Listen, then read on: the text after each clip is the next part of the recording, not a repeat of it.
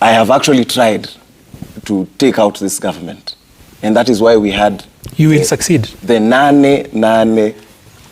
kabla ya saa nane. It was a very elaborate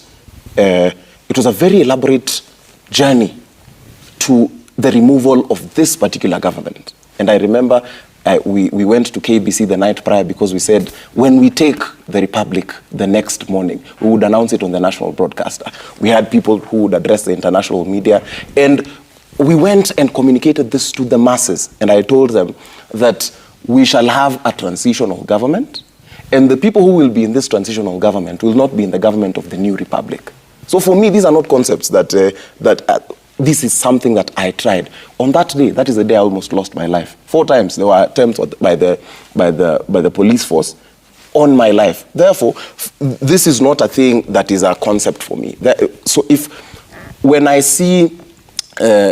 take a different approach, and why I must say that respectfully, Diana's party leader is a bit disingenuous, is that I find myself in a conundrum as a young person who has tried to oust a government that I did not vote for, that has eventually gotten to the point where I feel frustrated by it as a young person. I have tried to remove this government by street and mass action.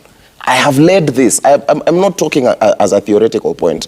Therefore, if that attempt for me and my constituency that I was leading failed, and then I try a different approach, and we are talking about the removal of a government, we must remember that the Orange Democratic Movement and the People's Liberation Party are age mates.